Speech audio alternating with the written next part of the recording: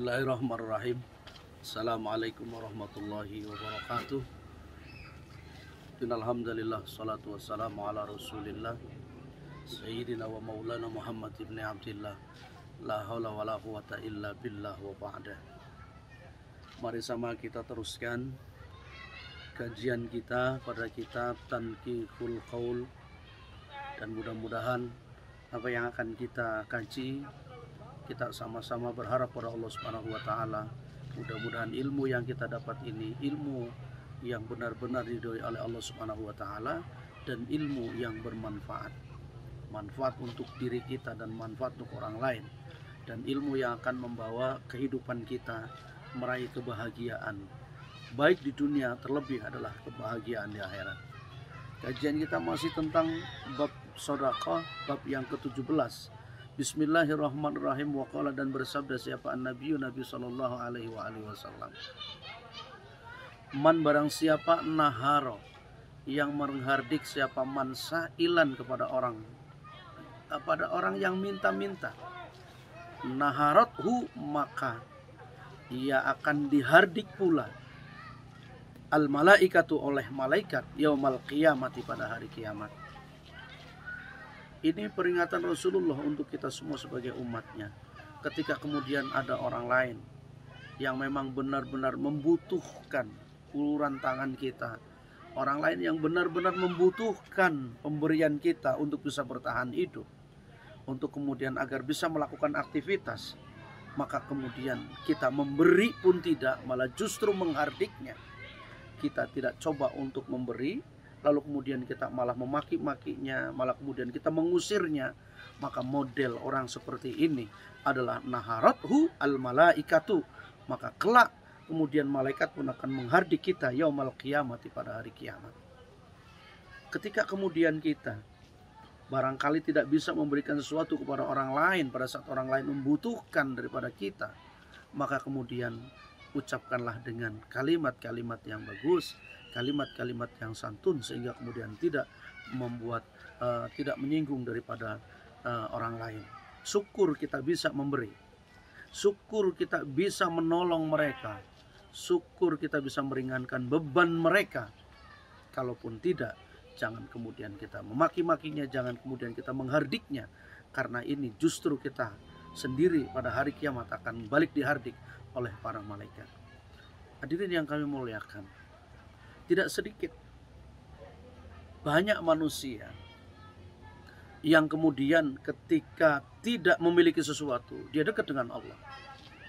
Tetapi kemudian ketika Allah berikan sesuatu yang melimpah, hartanya melimpah, semua serba cukup, jabatan ada, uang banyak, maka tidak sedikit yang semakin bakhil, yang semakin menggenggamkan tangannya, semakin tidak peduli sama lingkungan.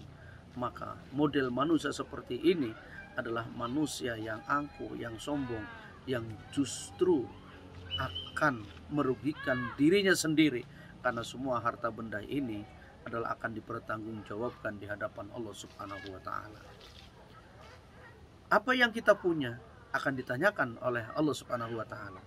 Dari mana harta kau cari, dan setelah dapat dibelanjakan kemana harta itu, maka pertanggungjawabannya berat di hadapan Allah.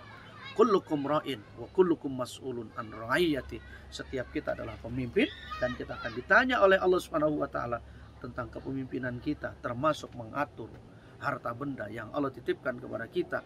Mampukah kita memanagenya dengan baik, atau justru sebaliknya, kita hanya pandai mengambil, pandai menumpuk, lalu kemudian tidak pernah pandai memberi.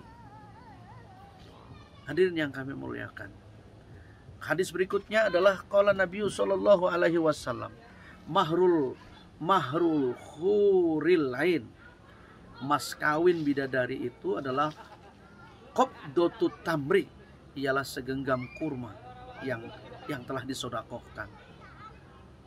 Wa falakul khubsi, dan sebelah roti. Begitu indahnya seandainya kita hanya punya sebelah kurma, sepotong roti diberikan, itu pun sudah Rasulullah sampaikan ini bagian dari mas kawin. Artinya Begitu indahnya Islam mengajarkan ketika kita mampu berderma, maka fasilitas yang Allah akan berikan sangat luar biasa. Dengan segitu pun kita akan meraih segala sesuatu, termasuk insya Allah akan kelak jumpa pada saat kita berada di Jannatun Naim. Allah siapkan dengan bidadari-bidadari, dengan karena sebab kita sedekah, walau sepotong roti, walau cuma sebiji kurma, walau kemudian dengan sebelah kurma sekalipun. Tanamkan pada diri kita, tanamkan kepada saudara kita, tanamkan kepada anak keturunan kita, kepada keluarga kita, bahwa memberi hakikatnya adalah dia telah menumpuk harta, telah membuat deposito, yang kemudian pada saat dia kembali kepada Allah Subhanahu wa taala, dia yang akan menikmati dari apa yang ia lakukan. Ad-dunya kal mazra'ah, dunia ini bagaikan ladang. Bagaimana kita menanam? Ketika kita menanam sebuah kebaikan, kebaikan akan kembali kepada kita. Bagaimana kita kemudian ketika memberikan kepada orang lain, maka yang kita lakukan pada saat itu dalam dunia akan kembali kita menikmati. Sebab ada hal penting yang harus kita ingat. Ketika kita berada di alam dunia, Allah berikan kesempatan, Ishma syi'ta, silakan hidup semaumu. Wahbib masyita, silakan. Kamu sukai apa yang kamu suka, termasuk harta, benda, termasuk harta, tahta, wanita, dan seterusnya. Fa'inna kamu farikuh. Dan ingat bahwa semua yang kita miliki di alam dunia ini akan berpisah. Cepat atau lambat, mungkin hartanya dulu yang kita miliki, jabatan dulu berpisah dengan kita.